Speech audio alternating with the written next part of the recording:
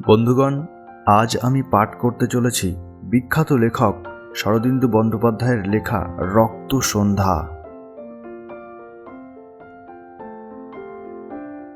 মানুষের সহজ সাধারণ বৈচিত্র্যহীন জীবনযাত্রার মাঝখানে ভূমিকম্পের মতো এমন একটা ঘটনা ঘটিয়া যায় যে পারিপার্শ্বিক অবস্থার সহিত তুলনা করিয়া সেটাকে একটা অসম্ভব অঘটন বলিয়া মনে হয়।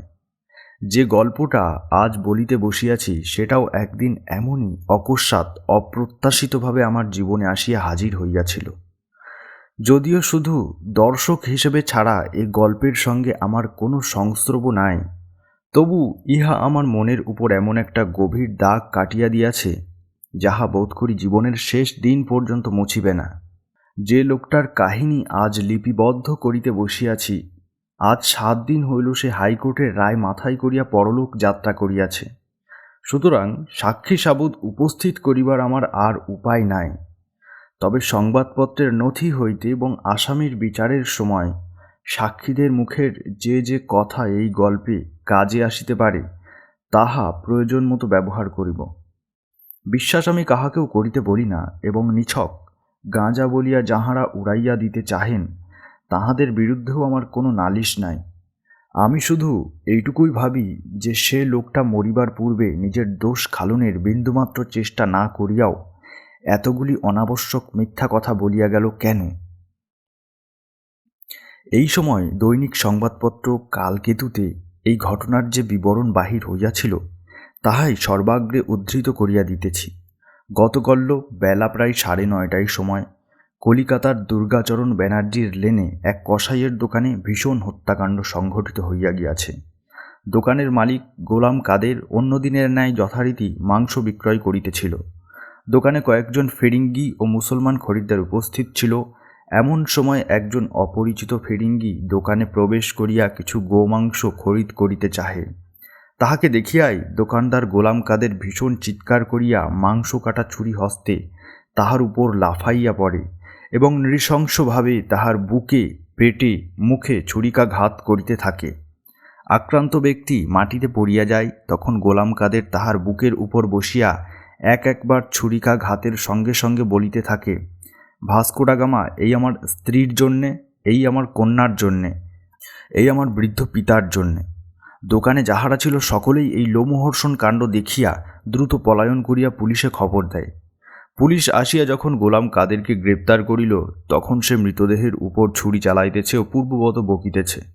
সন্দেহ হয় যে গোলাম কাদের হঠাৎ পাগল হইয়া গিয়াছে, কারণ হত ব্যক্তির সহিত পূর্ব হইতে তাহার পরিচয় ছিল বলিয়া জানা যাইতেছে না, এবং তাহার স্ত্রী বা কন্যা বা বৃদ্ধ পিতা কেহই বর্তমান নাই। অনুসন্ধানে জানা গিয়াছে যে গোলাম কাদের প্রায় 15 বৎসর পূর্বে বিপত্নিক হইয়াছিল। তাহার স্ত্রী এক মৃত কন্যা প্রসব করিয়া মৃত্যুমুখে পতিত হয়। তাহার পর সে আর বিবাহ করে নাই। পুলিশ তদন্তে বাহির হইয়াছে যে হত ব্যক্তি গোয়া হইতে নবাগত একজন পর্তুগিজ ফিরিঙ্গি ব্যবসায়ী উপলক্ষে কয়েকদিন পূর্বে কলিকাতায় আসিয়া এক ক্ষুদ্র হোটেলে বাস করিতেছিল। তাহার নাম গ্রেবিয়েল ডিরোজা। গোলাম কাদের এখন হাজতে আছে। ডিরোজার লাশ পরীক্ষার জন্য হাসপাতালে প্রেরিত হইয়াছে। ঘটনাস্থলের খুব কাছেই আমার বাড়ি, এবং অনেক দিন হইতে এই গোলাম কাদের লোকটার সহিত আমার মুখ চেনাচেনি ছিল বলিয়াই ব্যাপারটা বেশি করিয়া আমাকে আকৃষ্ট করিয়াছিল। তাহা ছাড়া আর একটি জিনিস আমার কৌতূহল উদ্রিক্ত করিয়াছিল, সেটি ভাস্কো ডা গামার নাম।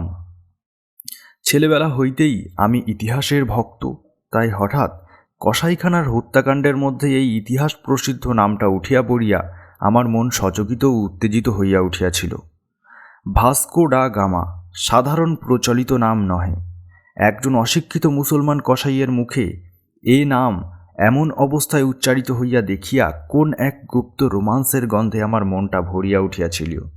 কি অদ্ভুত রহস্য এই বিশ্রী হত্যাকাণ্ডের অন্তরালে প্রচ্ছন্ন হইয়া আছে! কে এই গ্রেবিয়েল ডিরোজা, যাহাকে হত্যাকারী ভাস্কো ডা গামা বলিয়া সম্বোধন করিল? সত্যই কি ইহা কেবলমাত্র এক বাতুলের দায়িত্বহীন প্রলাপ? তা সে যাহাই হোক, কৌতূহল আমার এতই বাড়িয়া গিয়াছিল যে যেদিন এই মোকদ্দমা করোনারের কোর্টে উঠিল সেদিন আমি একটু সকাল সকাল আদালতে গিয়া হাজির হইলাম। করোনার তখনও উপস্থিত হন নাই, কিন্তু আসামিকে আনা হইয়াছে। চারিদিকে পুলিশ গিজগিজ করিতেছে। আসামির হাতে হাত করা, একটি টুলের ওপর চুপ করিয়া বসিয়া আছে। আমাকে দেখিয়া সে চিনিতে পারিল এবং হাত তুলিয়া সেলাম করিল। পাগলের লক্ষণ কিছুই দেখিলাম না, নিতান্ত সহজ মানুষের মতো চেহারা। মুখে ভয় বা উৎকণ্ঠার কোনো চিহ্নই নাই। দেখিয়া কে বলিবে এই লোকটাই 2 দিন আগে এমন নির্দয়ভাবে আর একটা লোককে হত্যা করিয়াছে। করোনার আসিয়া পড়িলেন। তখন কাজ আরম্ভ হইল। প্রথমেই ডাক্তার আসিয়া এজাহার দিলেন। তিনি বলিলেন, লাশের গায়ে সর্বশুদ্ধ 57টি ছুরিকাঘাত পাওয়া গিয়াছে। এই 57টির মধ্যে কোনটি মৃত্যুর কারণ বলা শক্ত, কারণ সবগুলি সমান সাংঘাতিক। ডাক্তারের জবানবন্দি শেষ হইলে জর্জ ম্যাথুস নামক একজন দেশি খ্রিস্টানকে সাক্ষী ডাকা হইল। অন্যান্য সওয়াল জবাবের পর সাক্ষী কহিল, আমি গত 10 বৎসর প্রায় প্রত্যহ গোলাম কাদেরের দোকানে মাংস কিনিয়াছি, কিন্তু কোনো দিন তাহার এরূপ ভাব দেখি নাই। সে স্বভাবত বেশ শান্তশিষ্ট লোক। প্রশ্ন, আপনার কি মনে হয় সে যে সময় হত ব্যক্তিকে আক্রমণ করে সে সময় সে স্বাভাবিক অবস্থায় ছিল না?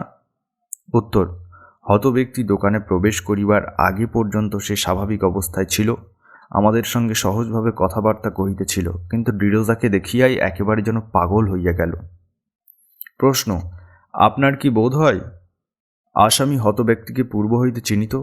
উত্তর, হাঁ, কিন্তু তাহার আসল নাম না বলিয়া ভাস্কো ডা গামা বলিয়া ডাকিয়াছিল। প্রশ্ন, ডিরোজা আক্রান্ত হইয়া কোনো কথা বলিয়াছিল? উত্তর, না। প্রশ্ন, আসামি মদ বা অন্য কোনো নেশা করে আপনি জানেন? উত্তর, আমি কখনো তাহাকে নেশা করিতে বা মাতাল হইতে দেখি নাই। প্রশ্ন, আসামির ভাবে ইঙ্গিতে কি আপনার বোধ হইয়াছিল যে সে প্রতিহিংসা চরিতার্থ করিবার জন্য ডিরোজাকে খুন করিতেছে? উত্তর, হাঁ। তাহার কথাই ও মুখের ভাবে আমার মনে হইয়াছিল যে ডিরোজার পূর্বে তাহার স্ত্রী, কন্যা ও বৃদ্ধ পিতার উপর কোনো অত্যাচার করিয়া থাকিবে। জর্জ ম্যাথুসের পরে আরও কয়েকজন সাক্ষী প্রায় ওই মর্মে এজাহার দিবার পর পুলিশের ডেপুটি কমিশনার এজাহার দিতে উঠিলেন। তিনি বলিলেন যে গোয়া হইতে খবর পাইয়াছে যে ডিরোজা সেখানকার একজন ক্ষুদ্র ব্যবসায়ী, জাতিতে ফিরিঙ্গি পর্তুগিজ, বয়স 42 বৎসর। সে পূর্বে কখনো গোয়া ছাড়িয়া অন্যত্র যায় নাই। জীবনে এই প্রথম কলিকাতায় পদার্পণ করিয়াছিল। আসামির সম্বন্ধে ডেপুটি কমিশনার বলিলেন, আসামির আত্মীয় স্বজন, স্ত্রী, পুত্র, পরিবার কেহ নাই।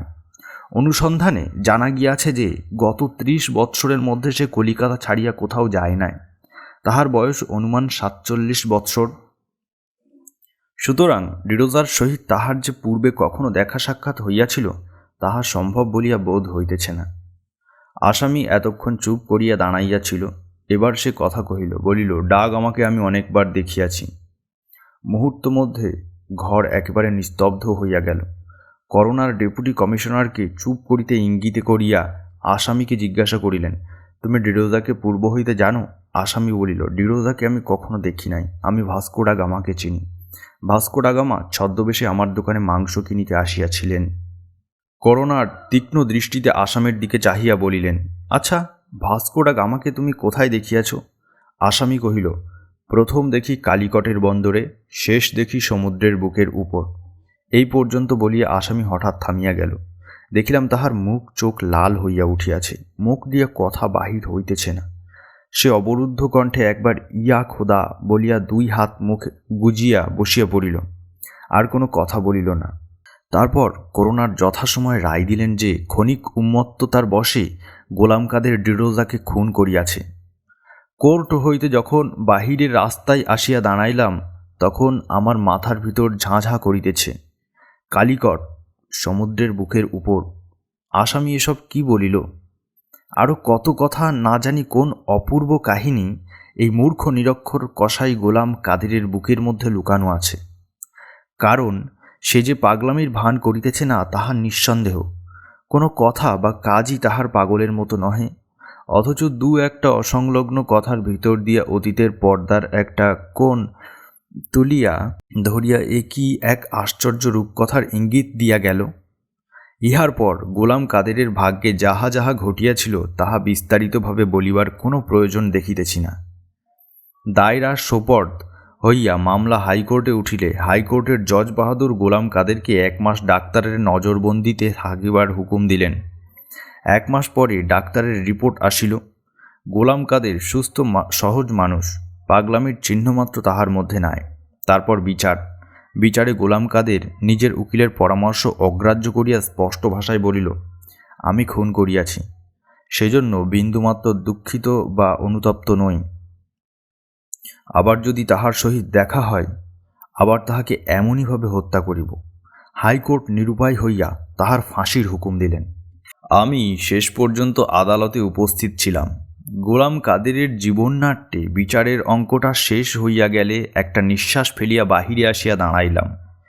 বিচারে তাহার মুক্তির প্রত্যাশা কোনোদিনই করি নাই, কিন্তু তবু অকারণে মনটা অত্যন্ত খারাপ হইয়া গেল। বুকের নিভৃত স্থানে যেন একটা সংশয় লাগিয়াই রহিল যে এ সুবিচার হইল না, কোথায় যেন কি একটা অত্যন্ত জরুরি প্রমাণ বাদ পড়িয়া গেল। এইসব নানা কথা ভাবিতেছি, এমন সময় কয়েকজন পুলিশের লোক আসামিকে বাহিরে লইয়া আসিল। আমি গোলাম কাদেরের মুখের দিকে চাহিতেই সে ইশারা করিয়া আমার কাছে ডাকিল। তারপর গলা নামাইয়া বলিল, বাবুজি, আপনি আমার মোকদ্দমার শুরু হইতে শেষ পর্যন্ত আছেন, তাহা আমি দেখিয়াছি। আমি তো চলিলাম, আমার একটি শেষ আর্জি আছে। একবার জেলে আমার সঙ্গে সাক্ষাৎ করিবেন, আমার কিছু বলিবার আছে।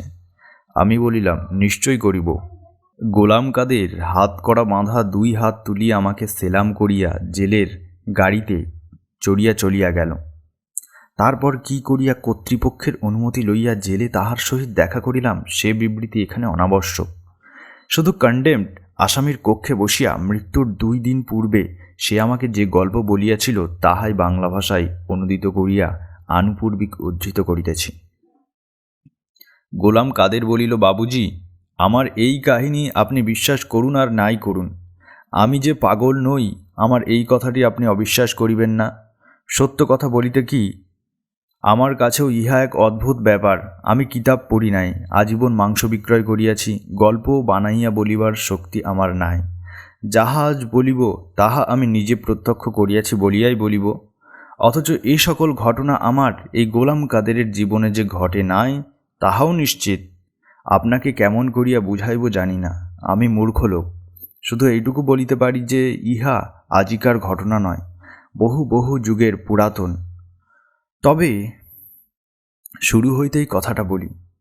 15-16 বৎসর পূর্বে আমার স্ত্রী এক কন্যা প্রসব করিতে গিয়া মারা যায়।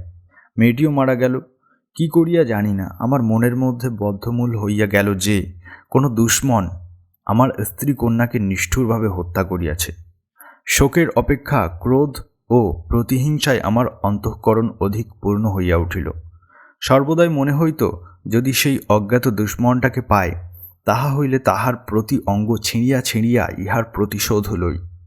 এইভাবে কিছুদিন কাটিবার পর ক্রমে বুঝিতে পারিলাম যে ইহা আমার ভ্রান্তি, সত্যের উপর ইহার কোনো প্রতিষ্ঠা নাই। তারপর যত দিন কাটিতে লাগিল, আস্তে আস্তে শোক এবং ক্রোধ 2 ভুলিতে লাগিলাম, কিন্তু আর বিবাহ করিতে পারিলাম না। শেষ পর্যন্ত হয়তো জীবনটা আমার এমনই সহজভাবে কাটিয়া যাইত, যদি না সেদিন অশুভক্ষণে সেই লোকটা আমার দোকানে পদার্পণ করিত। শুনিয়াছি, মানুষ জলে ডুবিলে তাহার বিগত জীবনের সমস্ত ঘটনা ছবির মতো চোখের পর্দার উপর দেখিতে পায়। এই লোকটাকে দেখিবা মাত্র আমারও ঠিক তাহাই হইল। এক মুহূর্তের মধ্যে চিনিয়া লইলাম, এই সেই নৃশংস রাক্ষস যে আমার স্ত্রী, কন্যা এবং পিতাকে হত্যা করিয়াছিল। ছবির মতো সে সকল দৃশ্য আমার চোখের উপর জাগিয়া উঠিল। মজ্জমান জাহাজের উপর সেই মরণমুখ অসহায় যাত্রীদের হাহাকার কানে বাজিতে লাগিল। ভাস্কো ডা গামার সেই ক্রূর হাসি আবার দেখিতে পাইলাম। আমার জজ সাহেবরা হত্যার কারণ খুঁজিতেছিলেন, কৈফিয়ত চাইতেছিলেন। বাবুজি, আমি কি কৈফিয়ত দিব, আর দিলেই বা তাহা বুঝিত কে? আপনি হয়তো বুঝিবেন, আপনার চোখে মুখে আমি তাহার পরিচয় পাইয়াছিলাম, তাই আপনাকে এই কষ্ট দিয়াছি। ইহাতে ফল কিছু হইবে না জানি, কিন্তু আমার হৃদয় ভার লাঘব হইবে, এছাড়া আমার অন্য স্বার্থ নাই। আমার এই কসাই জীবনের ইতিহাসটা এখানেই শেষ করিতেছি। এবার যাহার কথা আরম্ভ করিব তাহার নাম মির্জা দাউদ বিন গোলাম সিদ্দিকী। আমি যে এই মির্জা দাউদ তাহা এখন ভুলিয়া যান, মনে করুন ইহা আর কাহারও জীবনের কাহিনী। কালিকটের নাম আপনি শুনিয়া থাকিবেন। মালাবার উপকূলে অতি সুন্দর মহার্ঘ মণিখণ্ডের মতো একটি ক্ষুদ্র নগর। মোরগের ডাক যতদূর শোনা যায় ততদূর তাহার নগর সীমানা। নগরের পশ্চাতে ছোট ছোট পাহাড়, উপত্যকা, কঙ্করপূর্ণ সমতল ক্ষেত্র এবং তাহার পশ্চাতে অগ্রভেদী পশ্চিমঘাট সমস্ত পৃথিবী হইতে যেন এই স্থানটুকুকে পৃথক করিয়া ঘিরিয়া রাখিয়াছে। সম্মুখে অপার সমুদ্র, ভিন্ন কালিকটে প্রবেশ বা নিষ্ক্রমণের অন্য সুগম পথ নাই। এই সমুদ্রপথে অসংখ্য বাণিজ্য তরণী কালিকটের বন্দরে প্রবেশ করে, আবার পাল তুলিয়া সমুদ্রে বিলীন হইয়া যায়। কালিকট যেন পৃথিবীর সমগ্র বণিক সমাজের মোসাফিরখানা। পীতবর্ণ চৈনিক, তাম্রবর্ণ বাঙালি, লোহিতবর্ণ পারসিক, কৃষ্ণবর্ণ মূর সকলেই কালিকটের পথে সমান দর্পে পা ফেলিয়া চলে। কেহ কাহারও অপেক্ষা হীন নহে। চীন হইতে লাক্ষা, দারুশিল্প, ব্রহ্ম হইতে গজদন্ত, মলয়দ্বীপ হইতে চন্দন, বঙ্গ হইতে ক্ষৌম পট্টবস্ত্র মলমল, ব্যাঘ্রচর্ম, চম্পা ও মগধ হইতে চামর, কস্তুরী, চারু, কেশরার পুষ্পবীজ, দাক্ষিণাত্য হইতে অগুরু, কর্পূর, দারুচিনি, লঙ্কা হইতে মুক্তা আসিয়া কালিকটে স্তূপীকৃত হয়। পশ্চিম হইতে তুরস্ক, পারসিক, আরব ও মূর সওদাগর তাহাই স্বর্ণের বিনিময়ে ক্রয় করিয়া জাহাজে তুলিয়া কেহ বা পারস্যোপসাগরের ভিতর দিয়া ইউফ্রাটেস নদের মোহনায় উপস্থিত হয়, কেউ বা লোহিত সাগরের উত্তর প্রান্তে নীলনদের সন্নিকটে গিয়া তরণী ভিড়ায়। তথা হইতে প্রাচীর ও পণ্য সমগ্র পাশ্চাত্য খণ্ডে ছড়াইয়া পড়ে। কালিকটের রাজা সামরী বাণিজ্য তরণী শুল্ক আদায় করিয়া রাজ্যের ব্যয়ভার নির্বাহ করেন। রাজকোষ সর্বদা সুবর্ণ মণিমাণিক্যে পূর্ণ। রাজ্যে কোথাও দৈন্য নাই, অশান্তি নাই, অসন্তোষ নাই। ইতর ভদ্র সকলেই সুখী। মির্জা দাউদ এই কালিকটের একজন সম্ভ্রান্ত ব্যবসায়ী। তাহার 21খানি বাণিজ্য তরী আছে। হোয়াং হো হইতে নীলনদের প্রান্ত পর্যন্ত তাহাদের গতিবিধি। যখন এই তরণী সকল শুভ্র পাল তুলিয়া শ্রেণীবদ্ধভাবে সমুদ্রযাত্রার বাহিত হয়, তখন মনে হয় রাজহংস শ্রেণী পক্ষ বিস্তার করিয়া নীল আকাশে ভাসিয়া চলিয়াছে। মির্জা দাউদ জাতিতে মূর। কালিকটে তাহার শ্বেত প্রস্তরের প্রাসাদ মূর প্রথায় নির্মিত। সুদূর মরক্কো দেশে এখনও তাহার বৃদ্ধ পিতা বর্তমান, কিন্তু তিনি কালিকটেই মাতৃভূমিত্বে বরণ করিয়াছে। অনেক বৈদেশিক সওদাগরই এরূপ করিয়া থাকেন। মির্জা দাউদ ধর্মে মুসলমান হইলেও এক পত্নী। সম্প্রতি 34 বৎসর বয়সে প্রথমে একটি কন্যা জন্মিয়াছে। কন্যার জন্মদিনে মির্জা দাউদ 100 তোলা সুবর্ণ বিতরণ করিয়াছে। তারপর তাহার গৃহে সপ্তাহব্যাপী উৎসব চলিয়াছিল। নগরে ধন্য ধন্য পড়িয়া গিয়াছিল। বস্তুত মির্জা দাউদের মতো সর্বজন প্রিয় বহু সম্মানিত ব্যক্তি নগরে আর দ্বিতীয় নাই। উচ্চ নীচ্চ, ধনী নির্ধন সকলেই তাহাকে শ্রদ্ধা ও সম্মান করে। স্বয়ং রাজা সামরী তাহাকে বন্ধুর মধ্যে গণ্য করেন। এদিকে ব্যবসায় দিন দিন অধিক অর্থাগম হইতেছে। মানুষ পৃথিবীতে যাহা কিছু পাইলে সুখী হয়, কিছুরই তাহার অভাব নাই। একদিন গ্রীষ্মের সায়াহ্নে পশ্চিম দিগ্বলয় রঞ্জিত করিয়া সূর্যাস্ত হইতেছে। সমুদ্রের জল যতদূর দৃষ্টি যায় রাঙা হইয়া টলমল করিতেছে। দূর লাক্ষাদ্বীপ হইতে সুগন্ধ বহন করিয়া স্নিগ্ধ বায়ু বহিতে আরম্ভ করিয়াছে। আকাশ মেঘ নির্মুক্ত। সমস্ত দিন গরম ভোগ করিয়া নগরের নরনারী শীতল বায়ু সেবন করিবার জন্য এই সময় বন্দরের ঘাটে আসিয়া জমিয়াছে। বহুদূর পর্যন্ত বিস্তীর্ণ অর্ধচন্দ্রাকৃতি ঘাট, বড় বড় চতুষ্কোণ পাথর দিয়া বাঁধানো। পাথরের উপর সারি সারি জাহাজ বাঁধিবার লোহার কড়া। জোয়ারের সময় সমুদ্রের জল ওই ঘাটের কানায় কানায় ভরিয়া ওঠে, আবার ভাঁটার সময় সিক্ত বালুকা রাশির মধ্যে রাখিয়া দূরে সরিয়া যায়। এই ঘাটই নগরের কর্মকেন্দ্র। ক্রয় বিক্রয়, দর দস্তুর, আমোদ প্রমোদ সমস্তই এই স্থানে অনুষ্ঠিত হয়। তাই সকল সময় এখানে মানুষের ভিড়। সে সময় ঘাটে একটিও নবাগত কিংবা বহির্গামী বাণিজ্য তরী ছিল না। কাজকর্ম কিছু শিথিল। নাগরিকগণ নানা বিচিত্র বেশ পরিধান করিয়া কেহ সস্ত্রীক সপুত্র কন্যা পাদচারণা করিতেছে, কেহ উচ্চৈশ্বরে গান ধরিয়াছে। চঞ্চলমতি কিশোরগণ ছুটোছুটি করিয়া খেলা করিতেছে, আবার কেহ বা ঘাট হইতে সমুদ্রের জলে লাফাইয়া পড়িয়া সন্তরণ করিতেছে। চীন দেশীয় এক বাজিকর নানা প্রকার অদ্ভুত খেলা দেখাইতেছে। জনতার মধ্যে হইতে মাঝে মাঝে উচ্চ হাসির রোল উঠিতেছে। বাজিকর একজন স্থূলকায় পৌঢ় সিংহলীকে ধরিয়া তাহার কানের মধ্যে দৃষ্টিপাত করিয়া বলিল, তোমার মাথার মধ্যে 256টি পাথরের নুড়ি রহিয়াছে, বলো তো বাহির করিয়া দিই। অমনি জনতা সোল্লাসে চিৎকার করিয়া উঠিল, বাহির করো, বাহির করো। তখন বাজিকর ক্ষিপ্রহস্তে ক্ষুদ্র চিমটা দিয়া তাহার কর্ণ হইতে সুপারির মতো বড় বড় অসংখ্য পাথর বাহির করিয়া মাটির স্তূপীকৃত করিল।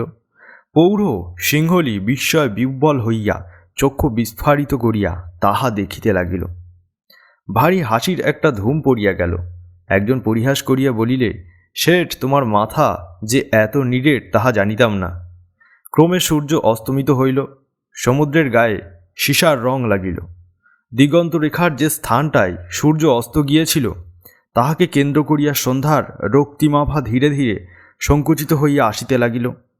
এমন সময় দূর সমুদ্র বক্ষে সেই রক্তিমাভার সম্মুখে 3টি কৃষ্ণবর্ণের ছায়া আবির্ভূত হইল। সকলে দেখিল 3খানি জাহাজ বন্দরের মধ্যে প্রবেশ করিতেছে। তখন জাহাজ কোথা হইতে আসিয়াছে, কাহার জাহাজ, ইহা লইয়া ঘাটের দর্শক দিগের মধ্যে তর্ক চলিতে লাগিল। কেহ বলিল আরবি জাহাজ, কেহ বলিল চীনা, কিন্তু অন্ধকার ঘনাইয়া আসিতেছিল। কোন দেশীয় জাহাজ নিশ্চয়রূপে কিছু বোঝা গেল না। মির্জা দাউদ ঘাটে ছিলেন। তিনি বহুক্ষণ এক দৃষ্টিতে সেই জাহাজ 3টির প্রতি চাহিয়া রহিলেন। ক্রমে তাহার মুখে উদ্বেগের চিহ্ন দেখা দিল। তিনি অস্ফুট স্বরে কহিলেন, পর্তুগিজ জাহাজ। কিন্তু ফিরিঙ্গি কোন পথে আসিল? তারপর গগন প্রান্তে দিবাদীপ্তি নিবিয়া যাইবার সঙ্গে সঙ্গে 3টি জীর্ণ সিন্ধু বিধ্বস্ত ক্ষুদ্র পোত ছিন্ন পাল নামাইয়া কালিকটের বন্দরে আসিয়া ভিড়িল। পরদিন প্রভাতে সূর্যোদয়ের সঙ্গে সঙ্গে মির্জা দাউদ বন্দরে আসিয়া উপস্থিত হইলেন। দেখিলেন কয়েকজন বিদেশিকে ঘিরিয়া ভারী ভিড় জমিয়া গিয়াছে। ফিরিঙ্গিগণ অপরিচিত ভাষায় কি বলিতেছে কেহই বুঝিতেছে না এবং প্রত্যুত্তরে নানা দেশীয় ভাষায় তাহাদের প্রশ্ন করিতেছে। মির্জা দাউদ ভিড় ঠেলিয়া তাহাদের সম্মুখীন হইলেন। তাহাতে আসিতে দেখিয়া সকলে সসম্মানে পথ ছাড়িয়া দিল। আগন্তুক দিগের মধ্যে একজন বলিলে, এখানে পর্তুগিজ ভাষা বুঝে এমন কেহ কি নাই? আমি জামরিনের সহিত সাক্ষাৎ করিতে চাই, দোভাষী খুঁজিতেছি। মির্জা দাউদ দেখিলেন বক্তা শালপ্রাংশু বিশাল দেহ এক পুরুষ, তপ্ত কাঞ্চনের ন্যায় বর্ণ, দীর্ঘ স্বর্ণাভ কেশ এবং রস্য সুচ্চগ্র শ্মশ্রুমণ্ডিত মুখমণ্ডল। ঊর্ধ্বাঙ্গে সোনার জরির কাজ করা অতি মূল্যবান মখমলের অঙ্গরক্ষা, কোটি হইতে জানু পর্যন্ত ওই মখমলের জাঙ্গিয়া এবং জানু হইতে নিম্নে পদদ্বয় চর্মনির্মিত খাপে আবৃত। মস্তকে টুপির উপর কঙ্কপত্র বক্রুভাবে অবস্থিত। এই পুরুষের সহিত অন্য 5-6 জন যাহারা রহিয়াছে তাহারাও প্রায় অনুরূপ বেশধারী, সকলের কটিবন্ধে তরবারি।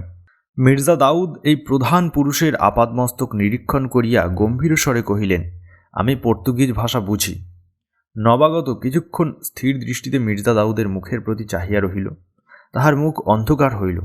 সে ধীরে ধীরে কহিল, তুমি দেখিতেছি মূঢ়। এই 3টি শব্দের অন্তর্নিহিত যে সুতীক্ষ্ণ ঘৃণা তাহা মির্জা দাউদকে বিদ্ধ করিল। তিনিও মনোগত বিদ্বেষ গোপন করিবার চেষ্টা না করিয়া কহিলেন, হ্যাঁ, আমি মূঢ়। তোমরা দেখিতেছি পর্তুগিজ জলদস্যু। তোমাদের সহিত পরিচয় আমার প্রথম নহে, কিন্তু ফিরিঙ্গির সঙ্গে আমাদের সদ্ভাব নাই। এতক্ষণে দ্বিতীয় একজন পর্তুগিজ কথা কহিল। তাহার বয়স অল্প। উদ্ধত কণ্ঠে বলিল, মূঢ় কুকুরের সহিত আমরা সদ্ভাব রাখি না। মূঢ়ের উচ্ছেদ করাই আমাদের ধর্ম। নিমেষ মধ্যে মির্জা দাউদের কোটি হইতে ছুরিকা বাহির হইয়া আসিল। 2 চক্ষু জ্বলিয়া উঠিল, কিন্তু পরক্ষণেই আগন্তুকদিগের প্রধান ব্যক্তি হাত তুলিয়া তাহাকে নিরস্ত করিল। বিনীত স্বরে কহিল, মহাশয়, আমার এই স্পর্ধিত সঙ্গীকে ক্ষমা করুন। আপনি মূর এবং আমরা পর্তুগিজ বটে, কিন্তু আমরা উভয়েই ব্যবসায়ী, জলদস্যু নহে। অন্যত্র যাহাই হোক, এখানে আমার সহিত আপনাদের বিবাদ নাই, বরঞ্চ আপনার হৃদ্যতা লাভ করিলেই আমরা কৃতার্থ হইব। তারপর নিজ সঙ্গীর দিকে ফিরিয়া বলিল, পেড্রো, আর কখনো যদি তোমার মুখে এরূপ কথা শুনিতে পাই, তোমার প্রত্যেক অস্থি চাকায় ভাঙিয়া তারপর ডাল কুত্তা দিয়া খাওয়াইব। ভয়ে পেড্রোর মুখ পীতবর্ণ হইয়া গেল, কিন্তু তথাপি সে কম্পিত বিদ্রোহের কণ্ঠে কহিল, আমি সত্য কথা বলিতে ভয় করি না। মূর মাত্রেই আমাদের ঘৃণার পাত্র। আপনি নিজেও তো মূরকে। তাহার কথা শেষ হইবার পূর্বেই প্রথম ব্যক্তি বিদ্যুতের মতো দুই হাত বাড়াইয়া তাহার কণ্ঠ চাপিয়া ধরিল। বজ্রমুষ্টিতে নিঃশব্দে কিছুক্ষণ তাহার কণ্ঠনালী চাপিয়া থাকিবার পর ছাড়িয়া দিতেই পেড্রো হতজ্ঞান হইয়া মাটিতে পড়িয়া গেল। তাহার প্রতি আর দৃকপাত না করিয়া প্রথমে ব্যক্তি মির্জা দাউদের দিকে ফিরিয়া ঈষৎ হাস্যে কহিল, মিথ্যাবাদীর দণ্ডদান ধার্মিকের কর্তব্য। এখন দয়া করিয়া আমার সহিত জামরিনের নিকট গিয়া আমার নিবেদন তাহাকে বুঝাইয়া দিলে আপনার নিকট চিরকৃতজ্ঞ রহিব। বলিয়া মাথার টুপি খুলিয়া আভূমি লুণ্ঠিত করিয়া অভিবাদন করিল। দর্শকবৃন্দ, যাহার পর্তুগিজ ভাষা বুঝিল না, তাহারা অবাক হইয়া এই দুর্বোধ অভিনয় দেখিতে লাগিল। মির্জা দাউদ আগন্তুকের মিষ্ট বাক্যে ভুলিলেন না, অটল হইয়া দাঁড়াইয়া রহিলেন। শেষে ধীরে ধীরে কহিলেন, ফিরিঙ্গি, তুমি অতি ধূর্ত। কি জন্য সামরির রাজ্যে আসিয়াছ, সত্য বলো। বাণিজ্য করিতে। খ্রিস্টান, আমি তোমাদের চিনি। কলহ তোমাদের ব্যবসায়, লোভ তোমাদের ধর্ম, পরশ্রী কাতরতা তোমাদের স্বভাব। এ রাজ্যে কলহ বিদ্বেষ নাই। হিন্দু, বৌদ্ধ, মুসলমান, হিব্রু নির্বিবাদে শান্তিতে ব্যবসায় বাণিজ্য করিতেছে। সত্য বলো, তোমরা কি উদ্দেশ্যে এই হিন্দে পদার্পণ করিয়াছ? ফিরিঙ্গির মুখ রক্তহীন হইয়া গেল। শুধু তাহার চক্ষুযুগল জ্বলন্ত অঙ্গারের মতো নিষ্ফল ক্রোধ ও হিংসা বিকীর্ণ করিতে লাগিল। কিন্তু পরক্ষণেই আপনাকে সংবরণ করিয়া সে কণ্ঠ বিলম্বিত সুবর্ণ ক্রুশ হস্তে তুলিয়া বলিল, এই ক্রুশ স্পর্শ করিয়া সত্য কহিতেছি। সকলের সহিত সদ্ভাব রাখিয়া বাণিজ্য করা ব্যতীত আমাদের আর অন্য উদ্দেশ্য নাই। ক্ষণকাল নিঃশব্দে তাহার মুখের উপর দৃষ্টি নিবদ্ধ রাখিয়া মির্জা দাউদ কহিলেন, তোমার কথা বিশ্বাস করিলাম, চলো সামরির প্রাসাদে তোমাদের লইয়া যায়। তখন বিদেশীরা মির্জা দাউদের অনুসরণ করিয়া রাজপ্রাসাদ অভিমুখে চলিল। পেড্রোর সংজ্ঞাহীন দেহ ঘাটের পাথরের উপর মৃতবত পড়িয়া রহিল। প্রাসাদে উপস্থিত হইয়া সামরির সম্মুখে নতজানু হইয়া তাহার বস্ত্রপ্রান্ত চুম্বন করিয়া পর্তুগিজ বণিকদিগের অধিনায়ক বলিল, আমার নাম ভাস্কো ডা গামা, আমি পর্তুগালের রাজদূত। আপনার নিকট কালিকটে বাণিজ্য করিবার অনুমতি প্রার্থনা করিতেছি। এই বলিয়া পর্তুগাল রাজ প্রেরিত মহার্ঘ উপরহুগণ সকল সামরির সম্মুখে স্থাপন করিতে সঙ্গীগণকে ইঙ্গিত করিল। মুখে যাহাই বলুন, সন্দেহ এবং অবিশ্বাস মির্জা দাউদের অন্তর হইতে দূর হইল না। তিনি ফিরিঙ্গিকে পূর্ব হইতেই চিনিতেন, মূর মাত্রেই চিনিত। স্বদেশে বহু সংঘর্ষের ভিতর দিয়া এই পরিচয় ঘনিষ্ঠ হইয়াছিল। তাহারা জানিত যে ফিরিঙ্গি অতিশয় অর্থলিপ্সু ও ভোগলুব্ধ। ইহাদের জন্মভূমি অর্থপ্রসূ নহে, তাই অন্যের জন্য ইহাদিগকে দৈহিক ও মানসিক কঠোরতার মধ্যে জীবন যাপন করিতে হয় বটে, কিন্তু এই জন্যই ইহারা অপেক্ষাকৃত ধনী মুসলমান দিগকে অত্যন্ত ঈর্ষা করে। পরের উন্নতি ইহাদের চক্ষুশূল। কোথাও একবার ধনরত্ন ঐশ্বর্যের সন্ধান পাইলে ইহাদের লালসা ও ক্ষুধা এত উগ্র নির্মম হইয়া উঠে যে কোনো মতে সেখানে প্রবেশ লাভ করিয়া নিজেকে একবার ভালো রূপে প্রতিষ্ঠিত করিতে পারিলা শত্রু মিত্র নির্বিচারে সকলের উপর দুর্বিনীত বাহুবল স্পর্ধা ও জুলুম প্রকাশ করিতে থাকে। ইহারা নিরতিশয় কলহপ্রিয় ও যুদ্ধ নিপুণ। স্বার্থরক্ষার জন্য এমন কাজ নাই যাহা ইহারা পারে না, এবং স্বজাতির স্বার্থবর্ধনের জন্য প্রাণ পর্যন্ত উৎসর্গ করিতে ইহারা তিলমাত্র কুণ্ঠিত নহে। পর্তুগাল হইতে সমুদ্রপথে আফ্রিকা প্রদক্ষিণ করিয়া আজ পর্যন্ত কেহ ভারতবর্ষে আসে নাই। এ পথ এতদিন অজ্ঞাত ছিল। ভাস্কো দা গামা সেই পথ ইউরোপীয়দের জন্য উন্মুক্ত করিয়া দিয়া বহু নূতন সম্ভাবনা ও দুর্ভাবনার সৃষ্টি করিল। সম্প্রতি ভাস্কো দা গামার উদ্দেশ্য নিশ্চয়ইভাবে বোঝা যায় না, অথচ উদ্যত ও কটুভাষী পেড্রোর কণ্ঠ রোধ করিয়া সে যে একটা গূঢ় অভিপ্রায় গোপন করিয়া গেল, তাহাও বুঝিতে মির্জা দাউদের বিলম্ব হইল না। শঙ্কা ও সংশয়ের মেঘে তাহার মন আচ্ছন্ন হইয়া রহিল। পর্তুগিজগণ কালিকটে বাস করিতে লাগিল এবং দিন দিন নূতন পণ্যের তরণী পূর্ণ করিতে লাগিল। অতি অপদার্থ পণ্য দ্বিগুণ চতুর্গুণ মূল্য দিয়া কিনিতে লাগিল। ইহাতে নির্বোধ ব্যবসায়ীরা যতই উৎফুল্ল হউন না কেন, মির্জা দাউদের ন্যায় বহুদর্শী শ্রেষ্ঠীদের মনে সন্দেহ ততই ঘনীভূত হইয়া উঠিল। উচিত মূল্যের অধিক মূল্য দিয়া পণ্য ক্রয় করা ব্যবসায়ীর স্বভাব নহে, অথচ নবাগতরা অব্যবসায়ী বা নির্বোধ নহে। এক্ষেত্রে বাণিজ্য ছল মাত্র, অন্য কোনো দুরভিসন্ধি তাহাদের অন্তরে প্রচ্ছন্ন আছে, ইহা অনুমান করিয়া বিচক্ষণ ব্যবসায়ীদের চিন্তা ও উৎকণ্ঠার অবধি রহিল না। এইরূপে কিছুকাল বিগত হইল।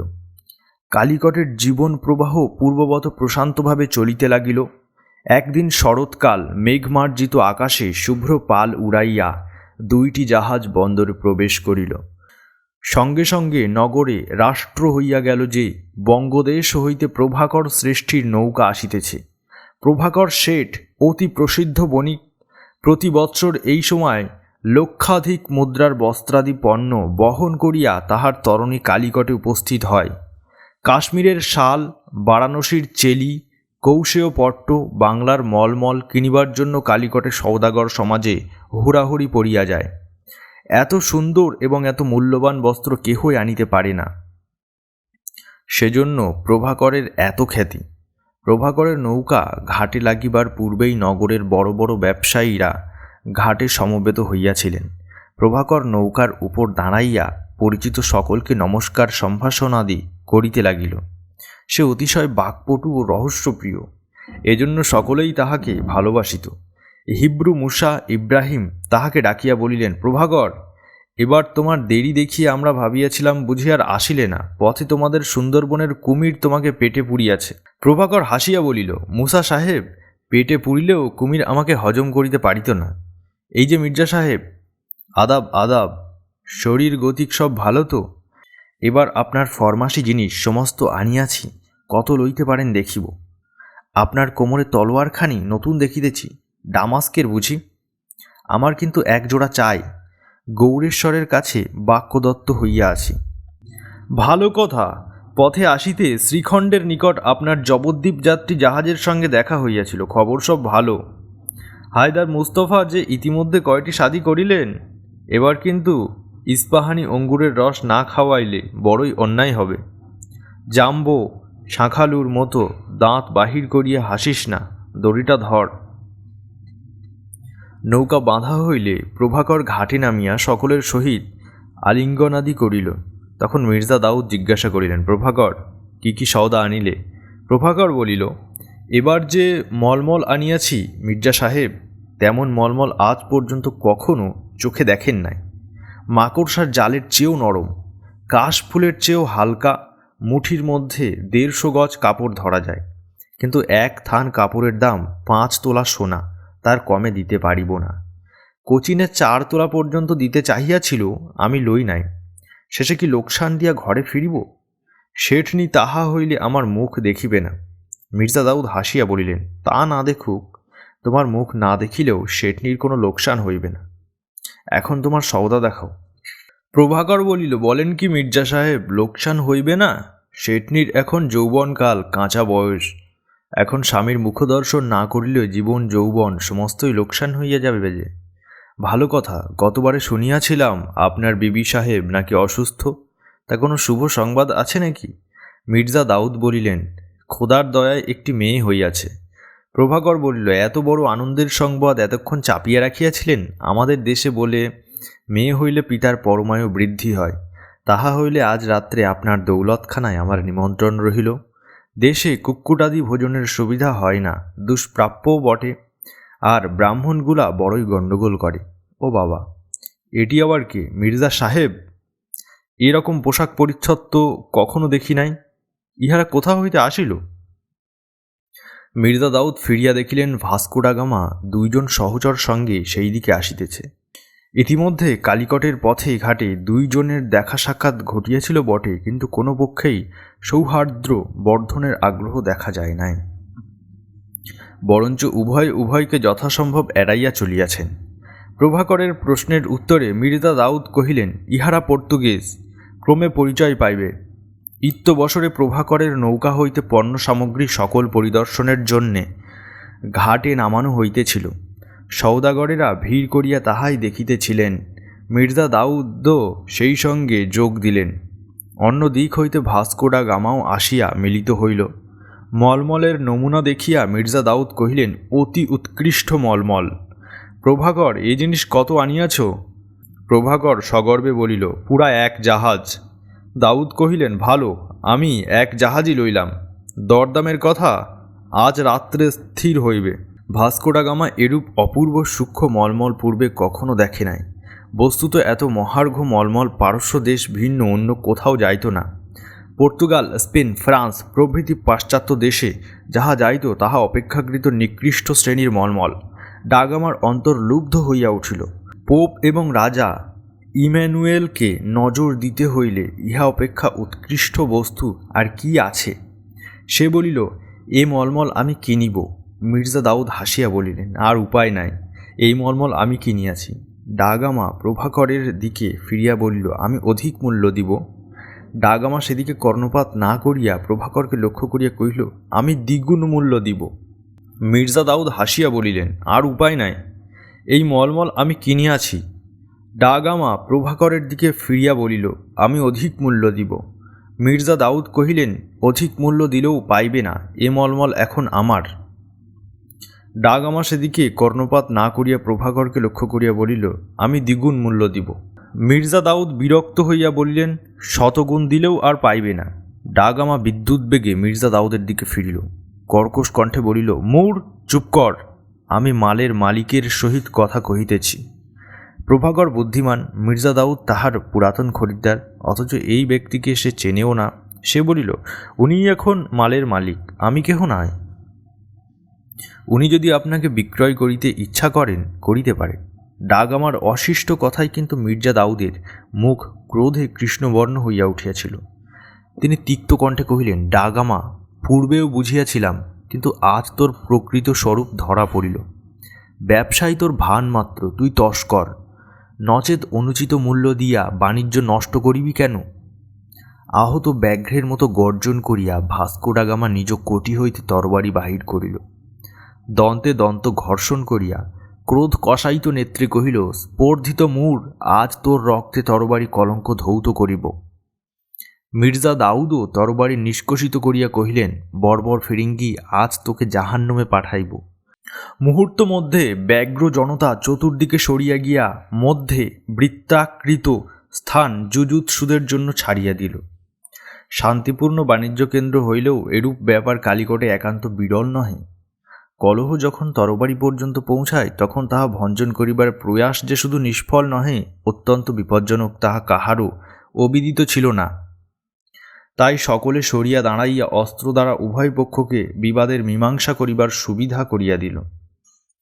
ভাস্কো ডা গামা ও মির্জা দাউদ প্রথম দৃষ্টি বিনিময়েই পরস্পরকে যে বিষ দৃষ্টিতে দেখিয়াছিলেন, সেই বিষ উভয়ের অন্তরে সঞ্চিত হইয়া আজ সামান্য সূত্র ধরিয়া দুর্নিবার বিরোধ রূপে আত্মপ্রকাশ করিল। এ কলহ যে একজন না মরিলে নিবৃত হইবে না, তাহা উভয়েরই মনে মনে বুঝিলেন। নিস্তব্ধ জনতার কেন্দ্রস্থলে অসিধারী দুইজন দাঁড়াইলেন। ভাস্কো ডা গামা বিশালকায় প্রস্তরের মতো কঠিন, হস্তির মতো বলশালী। মির্জা দাউদ অপেক্ষাকৃত কৃশ ও খর্ব, কিন্তু বিষধর কাল সর্পের মতো ক্ষিপ্র, তেজস্বী ও প্রাণসার। ভাস্কো ডা গামার তরবারি বেত্রবত ঋজু, তীক্ষ্ণাগ্র। মির্জা দাউদের তরবারি ঈষৎ বক্রু ও ক্ষুরোধার।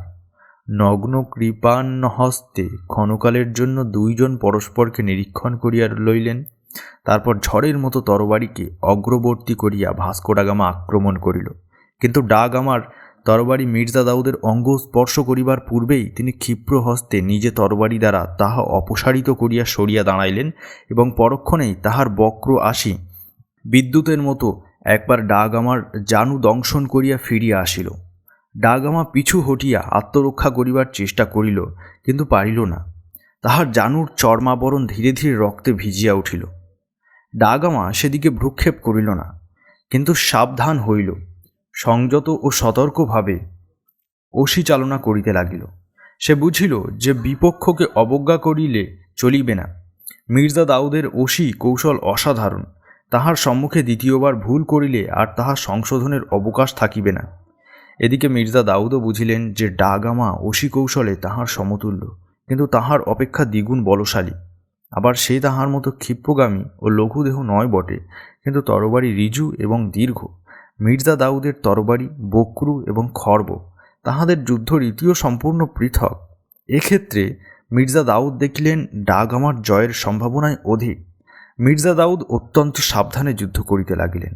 সর্প ও নকুলের যুদ্ধে যেমন উভয়ে উভয়ের চক্ষুতে চক্ষু নিবদ্ধ রাখিয়া পরস্পরকে প্রদক্ষণ করিতে থাকে এবং সুযোগ পাইবা মাত্র তীর বেগে আক্রমণ করিয়া আবার স্বস্থানে ফিরিয়া আসে, ডাগামা ও মির্জা দাউদও সেইরূপে যুদ্ধ করিতে লাগিলেন। অস্ত্রে অস্ত্রে প্রতিরুদ্ধ হইয়া মুহুর্মুহু ঝনৎকার উঠিতে লাগিল। চঞ্চল অসিফলকে সূর্যকিরণ পড়িয়া তড়িত রেখার মতো জ্বলিয়া উঠিতে লাগিল। নিষ্পন্দ জনবুদ্ধ সহস্র চক্ষু হইয়া এই অদ্ভুত যুদ্ধ দেখিতে লাগিল। যুদ্ধের সঙ্গে সঙ্গে মির্জা দাউদ বাক্যশূলে ডাগামাকে বিদ্ধ করিতে লাগিলেন। ফিরিঙ্গি দস্যু, চাহিয়া দেখ, তোর রক্ত মানুষের রক্তের মতো লাল নয়, শয়তানের মতো নীল। খ্রিস্টান কুত্তা, এখনো ক্ষমা প্রার্থনা কর, তোর প্রাণ ভিক্ষা দিব। ডাগামা কোনো উত্তর না দিয়া নিঃশব্দে যুদ্ধ করিতে লাগিল। শ্লেষ করিয়া মির্জা দাউদ যে তাহার ধৈর্যচ্যুতি ঘটাইবার চেষ্টা করিতেছেন, চতুর ডাগামা তাহা বুঝিয়াছিল। যুদ্ধ ক্রমে আরও প্রখর ও তীব্র হইয়া উঠিল। দুই যোদ্ধারই ঘন ঘন শ্বাস বহিল, সর্বাঙ্গে ঘাম ঝরিতে লাগিল, কিন্তু উভয়েই যেন এক অদৃশ্য বর্মে আচ্ছাদিত। ডাগামার তরবারি বারবার মির্জা দাউদের কণ্ঠের নিকট হইতে, বক্ষের নিকট হইতে ব্যর্থ হইয়া ফিরিয়া গেল। মির্জা দাউদের অসি ডাগামাকে ঘিরিয়া এক ঝাঁক ক্রুব্ধ মৌমাছির মতো গুঞ্জন করিয়া ফিরিতে লাগিল, কিন্তু কোথাও হুল ফুটাইতে পারিল না। সহসা এক সময় ডাগামা সভয়ে দেখিল যে সে ঘুরিতে ঘুরিতে একেবারে ঘাটের কিনারায় আসিয়া দাঁড়াইয়াছে, আর এক পা পিছাইলেই সমুদ্রের জলে পড়িয়া যাইবে। মির্জা দাউদ তাহার মুখের ভাব দেখিয়া উচ্চহাস্য করিয়া উঠিলেন। বিদ্রুপ বিষাক্ত কণ্ঠে কহিলেন, ফিরিঙ্গি, আজ তোকে ওই সমুদ্রের জলে চুবাইব, তারপর মরা ইঁদুরের মতো তোর রাজা ইম্যানুয়েলের কাছে তোকে বকশিস পাঠাইয়া দিব। এতক্ষণে মির্জা দাউদ যাহা চাহিতেছিলেন তাহাই হইল। ভাস্কো ডাগামা ধৈর্য হারাইল। উন্মত্ত বন্য মহিষের মতো গর্জন করিয়া অসি ঊর্ধ্বে উত্তোলন করিয়া সে মির্জা দাউদকে আক্রমণ করিল। ইচ্ছা করিলে মির্জা দাউদ অনায়াসে ডাগামাকে বধ করিতে পারিতেন, কিন্তু তাহা না করিয়া তিনি তরবারি উল্টা পিঠ দিয়া ডাগামার দক্ষিণ মুষ্টিতে দারুণ আঘাত করিলেন। সঙ্গে সঙ্গে তাহার তরবারি হস্ত মুক্ত হইয়া ঊর্ধ্বে উৎক্ষিপ্ত হইয়া দূরে গিয়া পড়িল। অকস্মাৎ অস্ত্রহীন হইয়া ডাগামা থমকিয়া দাঁড়াইয়া পড়িল। ডাগামার দুইজন সহচর এতক্ষণ সকলের সঙ্গে দাঁড়াইয়া যুদ্ধ দেখিতেছিল। প্রভুর অপ্রত্যাশিত বিপদপাতে তাহারা সাহায্য করিতে অগ্রসর হইল, কিন্তু দুই পদ অগ্রসর হইবার পূর্বেই অতি বিশাল কলেবর নিকষ কৃষ্ণ হাবসী জাম্ব মাস্তুলের ন্যায় দুই হস্ত বাহির করিয়া তাহাদের কেশ ধরিয়া ফিরাইয়া আনিল, এবং নিরতিশয় শুভ্র দুই পাটি দন্ত বিনিষ্ক্রান্ত করিয়া যাহা বলিল, তাহার একটি বর্ণও তাহারা বুঝিতে না পারিলেও জাম্বর মনোগত অভিপ্রায় অনুধাবন করিতে তাহাদের বিন্দুমাত্র ক্লেশ হইল না। মির্জা দাউদ তরবারির ধার ডাগামার কণ্ঠে স্থাপন করিয়া কহিলেন, ডাগামা, নতজানু হ, নইলে তোকে বধ করিব। ডাগামা কহিল, আমি কোনো প্রতিজ্ঞা করিব না, তোর যা ইচ্ছা কর। মির্জা দাউদ বলিলেন, শপথ কর যে আজ হইতে সপ্তাহ মধ্যে সদল বলে এ দেশ ছাড়িয়া যাইবি, আর কখনো ফিরিবি না। ডাগামা উচ্চহাস্য করিয়া উঠিল, কহিল, মূঢ়, তুই অতি নির্বোধ। আমি শপথ করিব না, আমাকে বধ কর। আমার রক্তে কালিকটের মাটি ভিজিলে হিন্দে ইম্যানুয়েলের জয়ধ্বজা সহজে রোপিত হইবে। মির্জা দাউদ হাস্য করিয়া কহিলেন, এতদিনে নিজ মুখে নিজের অভিপ্রায় ব্যক্ত করিলি, কিন্তু তাহা হইতে দিব না। ইম্যানুয়েলের জয়ধ্বজা কালিকটে রোপিত হইবে না। কালিকট চিরদিন পৃথিবীর সমস্ত জাতির মিলনক্ষেত্র হইয়া থাকিবে। প্রতিজ্ঞা কর, নচেত। ডাগামা ভ্রুকুটি করিয়া কহিল, নচেত? নচেত পর্তুগালে ফিরিয়া যাইতে একটি প্রাণীও জীবিত রাখিব না। তোদের জাহাজ পুড়াইয়া এই 130 জন লোককে কাটিয়া সমুদ্রের জলে ভাসাইয়া দিব। ডাগামা স্তব্ধ হইয়া দাঁড়াইয়া রহিল, কোনো উত্তর দিল না। মির্জা দাউদ পুনশ্চ কহিলেন, ডাগামা, এখনো শপথ কর, তোর ধর্মের উপর বিশ্বাস করিয়া ছাড়িয়া দিব। ভাবিয়া দেখ, তোরা মরিলে কে তোর দেশবাসী ভিক্ষুকদের পথ দেখাইয়া লইয়া আসিবে? ডাগামা অবরুদ্ধ কণ্ঠে কহিল, শপথ করিতেছি। মির্জা দাউদ কহিলেন, তোদের যেশুর জননী মেরির নামে শপথ কর। ডাগামা তখন কম্পিত ক্রোধ জর্জরিত কণ্ঠে শপথ করিল যে সপ্তাহ মধ্যে এদেশ ছাড়িয়া চলিয়া যাইবে এবং আর কখনো ভারতভূমির উপর পদার্পণ করিবেন না। ডাগামাকে ছাড়িয়া দিয়া মির্জা দাউদ ও আরও প্রধান প্রধান নাগরিকগণ সামরির সহিত সাক্ষাৎ করিলেন। সমস্ত বিবরণ আদ্যপান্ত শুনিয়া সামরি কহিলেন, যতদিন উহারা আমার রাজ্যের কোনো প্রকাশ্য অনিষ্ট না করিতেছে, ততদিন শুধু সন্দেহের উপর নির্ভর করিয়া আমি উহাদিগকে রাজ্য হইতে বিতাড়িত করিতে পারি না। তবে কেহ যদি তোমাদের ব্যক্তিগত অনিষ্ট করিয়া থাকে, তোমার প্রতিশোধ লইতে পারো, আমি বাধা দিব না। সকলে সামরিকে বুঝাইবার চেষ্টা করিলেন যে ইহারা অত্যন্ত কূটবুদ্ধি ও যুদ্ধ নিপুণ। তাহাদের কামান, বন্দুক, গোলাগুলি আছে। সুযোগ পাইলেই তাহারা বাহুবলে এই সোনার রাজ্য অপূর্ব অমরাবতী গ্রাস করিবে। সামরি হাসিয়া উত্তর করিলেন, আমার সৈন্যবল নাই সত্য, কিন্তু সামরি বংশ 15 শতাব্দী ধরিয়া এই মসলন্দে রাজত্ব করিতেছে। কেহ তাহাকে রাজ্যভ্রষ্ট করে নাই। আমার সিংহাসন সুশাসন ও জনপ্রিয়তার উপর প্রতিষ্ঠিত। উহারা আমার কি করিতে পারে? সকলে নিরাশ হইয়া ফিরিয়া গেলেন। সপ্তাহ পরে স্বর্ণপত্রে লিখিত সামরির সন্ধিলিপি মস্তকে ধারণ করিয়া ভাস্কো ডা গামা অনুচরসহ জাহাজে উঠিল। মির্জা দাউদ বন্দর হইতে ডাকিয়া বলিলেন, ডাগামা, শপথ স্মরণ রাখিও। একটা ক্রূর হাস্য ডাগামার মুখের উপর খেলিয়া গেল। মির্জা দাউদের প্রতি স্থির দৃষ্টি রাখিয়া সে বলিল, মির্জা দাউদ, আবার আমাদের সাক্ষাৎ হইবে। মির্জা দাউদ হাসিয়া উত্তর দিলেন, সম্ভব নয়, আমি মুসলমান, বেহেস্তে যাইব। ডাগামা 2 চক্ষুতে অগ্নিবর্ষণ করিয়া কহিল, ইহজন্মেই আবার আমাদের সাক্ষাৎ হইবে। তারপর ধীরে ধীরে তাহার 3টি জাহাজ বন্দরের বাহির হইয়া গেল। 4 বৎসর অতীত হইয়াছে। এই 4 বৎসরে যাহা যাহা ঘটিয়াছে তাহা এই কাহিনীর অন্তর্গত না হইলেও সংক্ষেপে বর্ণিত হইল। ভাস্কো ডা গামা কালিকট ত্যাগ করিবার 2 বৎসর পরে আবার পর্তুগিজ জাহাজ ভারতবর্ষে আসিল। এবার পর্তুগিজদের অধিনায়ক আলভারেজ কেভলার নামক একজন পাদ্রী এবং তাহার অধীনে 9খানি জাহাজ। পাদ্রী আলভারেজ কালিকট বন্দরে প্রবেশ করিয়াই জাহাজ হইতে নগরের উপর গোলাবর্ষণ আরম্ভ করিলেন। ফলে বহু নাগরিকের প্রাণ নাশ হইল, অনেকে আহত হইল এবং কয়েকটি অট্টালিকা চূর্ণ হইয়া গেল। এইরূপে রাজা প্রজার মনে ভীতি ও কর্তব্য জ্ঞান সঞ্চারিত করিয়া পর্তুগিজরা আবার ভারতভূমিতে পদার্পণ করিল। রাজা সামরি আগন্তুক দিগকে সম্মান দেখাইলেন ও তাহাদের বাসের জন্য নগরের বাহিরে ভূমি দান করিয়া কুঠি নির্মাণের অনুমতি দিলেন। কিন্তু পর্তুগিজ দিগের এই অহেতুক জিঘাংসা ও নিষ্ঠুরতার কালিকটের জনসাধারণের মন তাহাদের বিরুদ্ধে ঘৃণা ও বিদ্বেষে পূর্ণ হইয়া উঠিল। তারপর কলহ বাধিতে বিলম্ব হইল না। দাম্ভিক বিদেশীদের প্রতি যাহাদের ব্যক্তিগত বিদ্বেষ জন্মিয়াছিল, তাহারা ঝগড়া বাঁধাইয়া রক্তপাত করিতে লাগিল। পর্তুগিজরাও জবাব দিল। ক্রমে ভিতরে বাহিরে আগুন জ্বলিয়া উঠিল। একদিন নাগরিকগণ পর্তুগিজদের কুঠিতে অগ্নিসংযোগ করিয়া 70 জন ফিরিঙ্গিকে হত্যা করিল। অবশিষ্ট পলাইয়া জাহাজে উঠিল এবং জাহাজ হইতে গোলা মারিয়া নগরের এক অংশে আগুন লাগাইয়া দিল। তারপর সেই যে তাহারা কালিকট ছাড়িয়া গেল, 2 বৎসরের মধ্যে আর ফিরিয়া আসিল না। কালিকটের রাজা প্রজা নিঃশ্বাস ফেলিয়া ভাবিল, আপদ দূর হইয়াছে, আর ফিরিবে না। শেষোক্ত ঘটনার বৎসরেক পরে মির্জা দাউদ স্ত্রী কন্যা লইয়া তাহার জন্মভূমি মোরক্কো দেশে গেলেন। সেখানে কিছুদিন অবস্থানের পর বৃদ্ধ পিতাকে সঙ্গে লইয়া মক্কা শরীফ দর্শন করিলেন।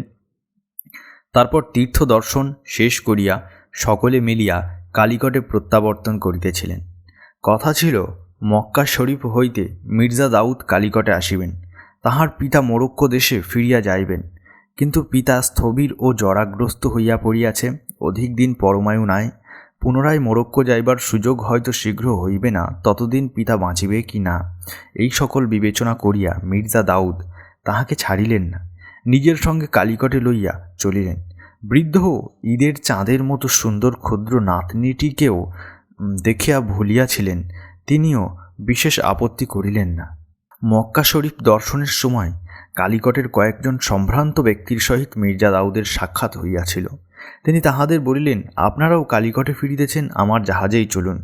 তাহারা আনন্দিত হইয়া সপরিবারে মির্জা দাউদের জাহাজে আশ্রয় লইলেন। মক্কা হইতে কালিকট 3 মাসের পথ। জাহাজ যথাসময়ে আরব উপকূল ছাড়িয়া লোহিত সাগর পার হইল। ক্রমে পারস্য উপসাগর উত্তীর্ণ হইয়া ভারত সমুদ্রে আসিয়া পড়িল। মহাসাগরের বুকের উপর বায়ুবর্তুলিত পালের ভরে মির্জা দাউদের তরণী দক্ষিণাভিমুখে চলিয়াছে। চারিদিকে অতল জল দুলিতেছে, ফুলিতেছে, লক্ষ কোটি খণ্ডে বিচূর্ণ নৃত দর্পণের মতো রবিকরে প্রতিফলিত হইতেছে।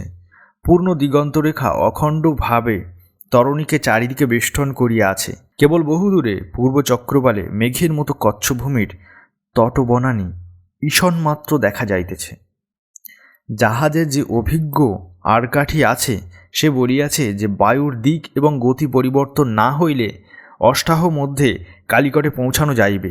আশু যাত্রার শেষ কল্পনা করিয়া আরোহীরা সকলেই হৃষ্ট হইয়া উঠিয়াছেন।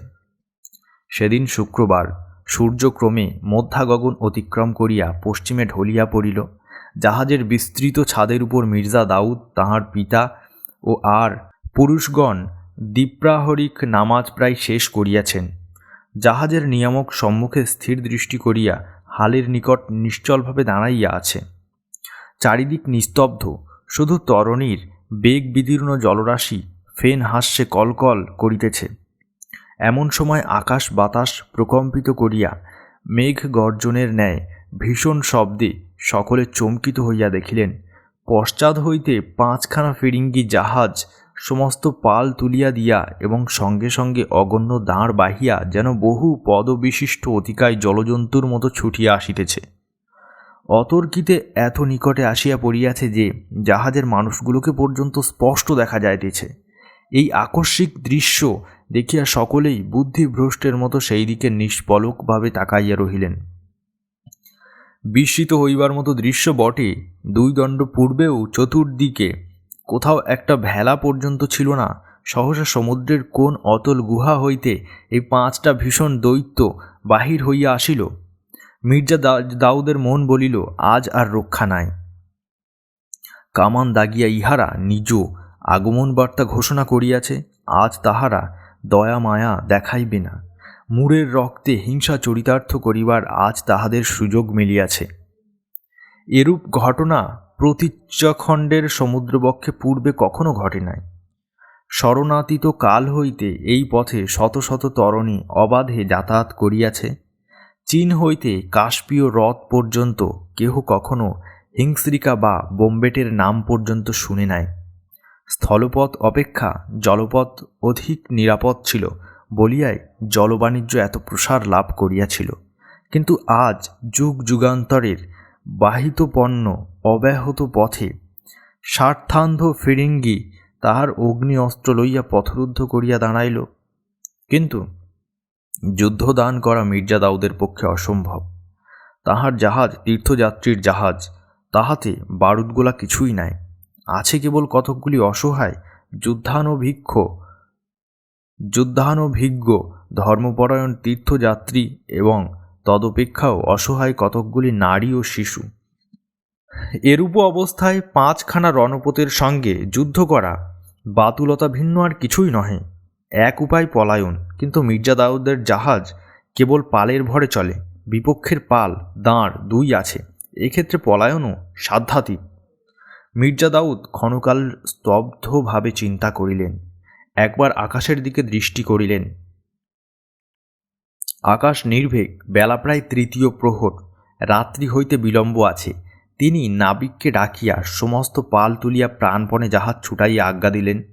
কিন্তু এ আজ্ঞা পালিত হইতে না হইতে জলদস্যুদিগের 5খানা জাহাজ হইতে একসঙ্গে কামান ডাকিল। একটা গোলা বড় পালের ভিতর ছিদ্র করিয়া জাহাজের পরপারে গিয়া সমুদ্র গর্ভে প্রবেশ করিল। অন্যগুলো জাহাজের চারিদিকে জলের উপর পড়িল। কোনোটাই কিন্তু জাহাজের গুরুতর জখম করিতে পারিল না। জাহাজের পুরুষ যাত্রীদের মুখ শুকাইল। নিম্ন হইতে ভীত শিশু ও নাগরিকগণের আর্তস্বর ও ক্রন্দন উঠিল। দন্তে দন্ত চাপিয়া মির্জা দাউদ নাবিকদিগের হুকুম দিলেন, যতক্ষণ পারো জাহাজ চালাও, ফিরিঙ্গি দস্যুর হাতে ধরা দিব না।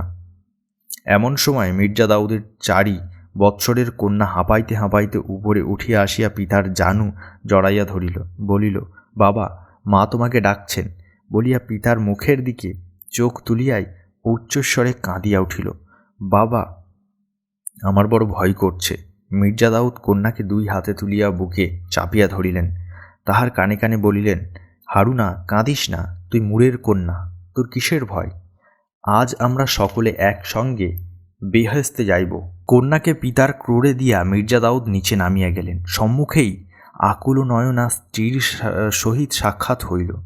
নিজ কোঠি হইতে ক্ষুদ্র মাণিক্য খচিত ছুরিকা পত্নীর হস্তে দিয়া সংযত কণ্ঠে কহিলেন, সালেহা, বোধহয় আজ অন্তিমকাল উপস্থিত হইয়াছে। বোম্বেটে জাহাজ পিছু লইয়াছে।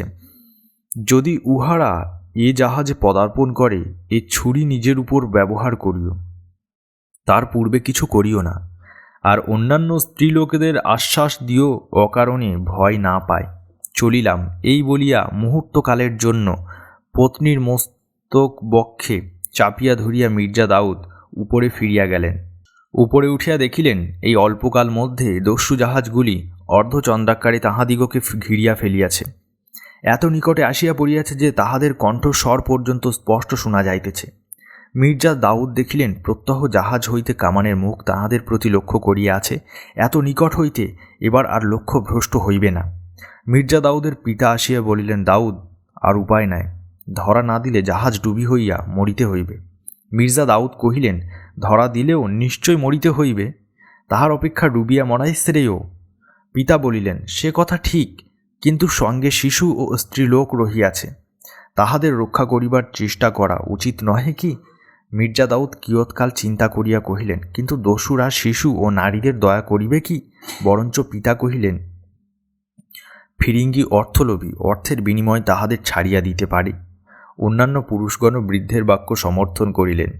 মির্জা দাউদ তখনও কহিলেন, ভালো চেষ্টা করিয়া দেখা যাক।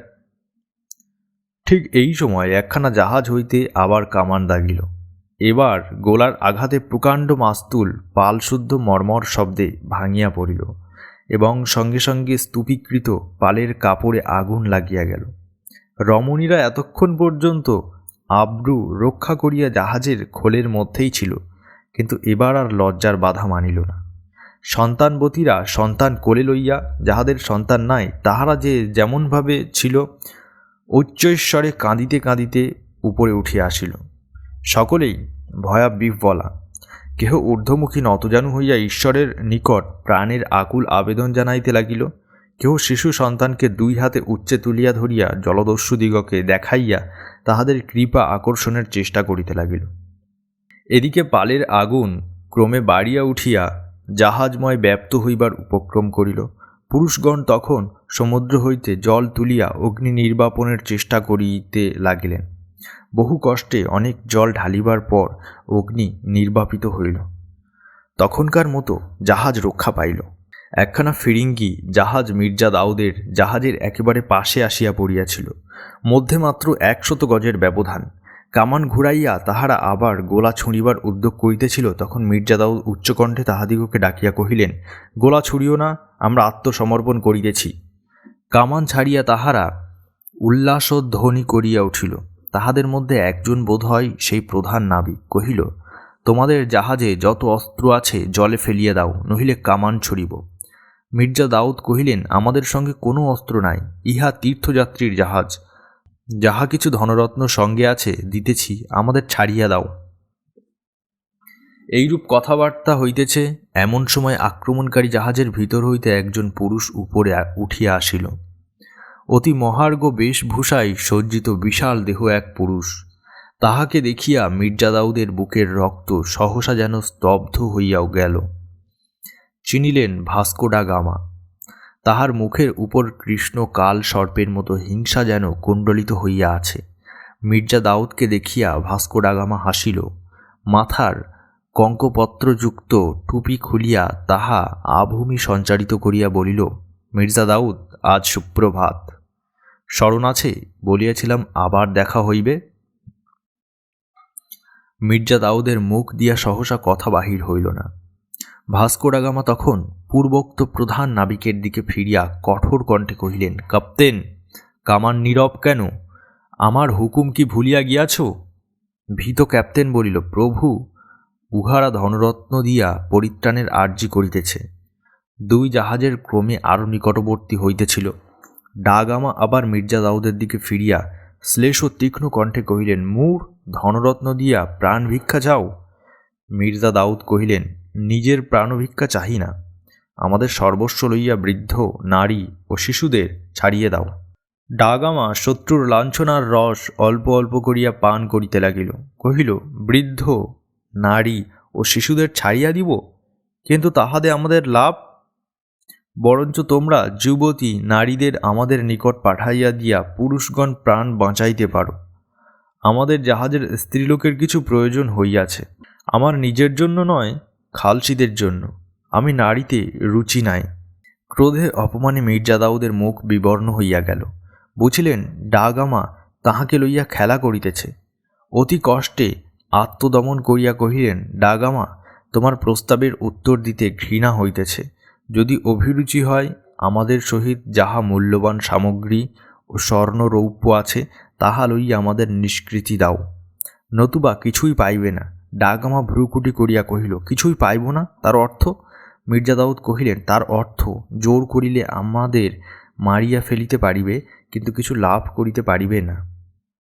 যদি আমার জাহাজে চড়াও করিবার চেষ্টা করো, তক্তা খুলিয়া জাহাজ ডুবাইয়া দিব। মির্জা দাউদের কথা শুনিয়া ডা গামার ভ্রুকুটি গভীরতর হইল। সে নতমুখে চিন্তা করিতে লাগিল। এদিকে জাহাজের মাস্তুল ভাঙিয়া যাওয়ায় মির্জা দাউদ পঙ্কে নিবদ্ধ হস্তির মতো চলচ্ছক্তিহীন। ফিরিঙ্গির 5খানা জাহাজ ধীরে ধীরে 3 দিক হইতে ঘিরিয়া আরও নিকটবর্তী হইতে লাগিল।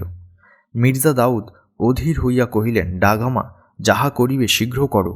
আমাদের সহিত 1200 তোলা সোনা আছে, আরও অন্যান্য মহার্ঘ বস্তু আছে। যদি পাইতে ইচ্ছা করো, শীঘ্র বলো, অধিক বিলম্ব করিলে সব হারাইবে। ডা গামা বলিল, রমণীদের দিবে না? মির্জা দাউদ গর্জিয়া উঠিলেন, না, দিব না। আমরা স্ত্রীকন্যার ব্যবসা করি না। ডা গামা কহিল, মূঢ়, এখনও তোর স্পর্ধা কমিল না? ভালো, অর্থই লইব।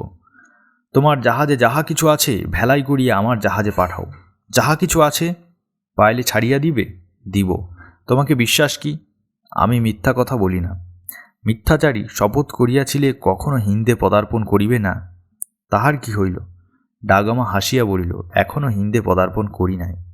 মির্জা দাউদ তখন অন্যান্য সকলের সহিত পরামর্শ করিলেন। সকলেই কহিলেন, উহাদের কবলে যখন পড়িয়াছি তখন উহাদের কথায় বিশ্বাস করা ভিন্ন উপায় নাই। অগত্যা মির্জা দাউদ সম্মত হইলেন। তখন এক ভেলা প্রস্তুত করিয়া তাহারই উপর যাহা কিছু ছিল, এমনকি নারীগণের অলঙ্কার পর্যন্ত তুলিয়া ডা গামার জাহাজে পৌঁছাইয়া দেওয়া হইল। ডা গামা জিজ্ঞাসা করিল, তোমাদের আর কিছু নাই? না। আবার জিজ্ঞাসা করিতেছি, নারীদের দিবে না? অসহ্য ক্রোধে মির্জা দাউদের বাক রুদ্ধ হইয়া গেল। শুধু তাহার চক্ষুর্দয় অগ্নিশিখার মতো জ্বলিতে লাগিল। ভাস্কো ডা গামা কালকুটের মতো হাসিল, বলিল, ভালো, তোমাদের যেরূপ অভিরুচি। তারপরে কাপ্তেনের দিকে ফিরিয়া বলিল, কাপ্তেন, গোলা মারিয়া উহাদের জাহাজের আগুন লাগিয়া দাও। আজ মুসলমান কুকুরগুলোকে পুড়াইয়া মারিব। মির্জা দাউদ চিৎকার করিয়া উঠিলেন, শট! বিশ্বাসঘাতক, মিথ্যাবাদী শয়তান! ডা গামা কহিল, মির্জা দাউদ তোর প্রাণ রক্ষা করিতে পারে এত অর্থ পৃথিবীতে নাই, তবে তুই তোর স্ত্রীর বিনিময়ে এখনও প্রাণ রক্ষা করিতে পারিস। তোর স্ত্রীকে আমি বাদী করিয়া রাখিব। মির্জা দাউদ উন্মত্তের মতো গর্জন করিতে লাগিলেন। শয়তান, শয়তান! জাহাজে ভীষণ কোলাহল উঠিল। নরনারী সকলে পাগলের মতো চারিদিকে ছুটাছুটি করিতে লাগিল। সকলেই যেন এই অভিশপ্ত জাহাজ হইতে পলাইবার চেষ্টা করিতেছে। চতুর্দিক হইতে আর্তরব উঠিল, রক্ষা করো, দয়া করো, প্রাণ বাঁচাও। এই আকুল প্রার্থনার জবাব আসিল সহসা শিলাবৃষ্টির মতো। জাহাজের উপর বন্দুকের গুলি পড়িতে লাগিল। কেহ হত, কেহ আহত হইয়া পড়িতে লাগিল। মৃত্যুর বিভীষিকা যেন ভীষণতর রূপ ধরিয়া দেখা দিল। মির্জা দাউদের পিতা ক্ষুদ্র হারুনাকে বক্ষে লইয়া কাঁপিতে কাঁপিতে পুত্রের পাশে আসিয়া দাঁড়াইলেন। স্খলিত কণ্ঠে একবার শুধু ডাকিলেন, দাউদ। দুর্দম আবেগে মির্জা দাউদ একসঙ্গে পিতা ও কন্যাকে জড়াইয়া ধরিলেন। এমন সময় লাজ লজ্জা বিসর্জন দিয়া সালেহা আসিয়া স্বামীর হস্ত ধরিয়া দাঁড়াইলেন। মির্জা দাউদ বাষ্পাচ্ছন্ন চোখে একবার তিনজনের মুখের দিকে চাহিলেন, তারপর অবরুদ্ধ স্বরে কহিলেন, পিতা, ঈশ্বর কি নাই? সহসা হারুনা ক্ষুদ্র একটি কাতরোক্তি করিয়া এলাইয়া পড়িল। দ্রুত কন্যাকে নিজের ক্রোড়ে লইয়া মির্জা দাউদ দেখিলেন তাহার দেহে প্রাণ নাই। নিষ্ঠুর গুলি তাহার বক্ষে প্রবেশ করিয়াছে। তারপর দ্রুত অনুক্রমে স্ত্রী ও পিতা গুলির আঘাতে মাটিতে পড়িয়া গিয়া মরণ যন্ত্রণায় ছটফট করিতে লাগিলেন। ভাস্কো ডা গামা তখন স্বয়ং ধূমায়িত বন্দুক হাতে করিয়া পিশাচের মতো উচ্চ হাসি হাসিতেছে। সূর্য তখন পশ্চিম দিগন্তরেখা স্পর্শ করিয়াছে। আকাশ ও সমুদ্র তপ্ত রক্তের মতো রাঙা হইয়া উঠিয়াছে। সাগরবক্ষে সূর্যাস্ত হইতেছে। এইবার 5খানা জাহাজ হইতে এককালে কামান ডাগিল। গোলার সংঘাতে শীতার্ত বৃদ্ধের মতো মির্জা দাউদের জাহাজখানা কাঁপিয়া উঠিল। পালের কামড়ে দপ করিয়া আবার আগুন জ্বলিয়া উঠিল। ধীরে ধীরে টলিতে টলিতে জাহাজ নিমজ্জিত হইতে লাগিল। আবার কামান গর্জিল। এবার জাহাজের সম্মুখ দিকটা ছিন্ন ভিন্ন হইয়া গেল। কলকল শব্দে জল ঢুকিতে লাগিল। তারপর নিমেষের মধ্যে সমস্ত শেষ হইয়া গেল। আরোহীদের মিলিত কণ্ঠ হইতে এক মহা হাহাকার ধ্বনি উঠিল। জ্বলন্ত জাহাজ অকস্মাৎ জীবিতবৎ সোজা দাঁড়াইয়া উঠিল। তারপর সবেগে সমুদ্র গর্ভে প্রবেশ করিল। যাত্রীদের ঊর্ধ্বোত্থিত কণ্ঠস্বর স্তব্ধ হইয়া গেল।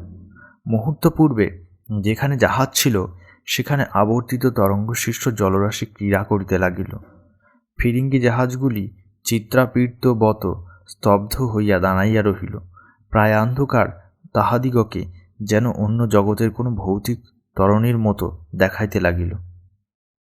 ক্ষণকাল পরে সান্ধ্য নীরবতা বিদীর্ণ করিয়া ভাস্কো ডা গামার জাহাজ হইতে দামামা ও তুর্য বাজিয়া উঠিল। সূর্য তখন সমুদ্র পাড়ে অস্তমিত হইয়া অন্য কোন নূতন গগনে উদিত হইয়াছে।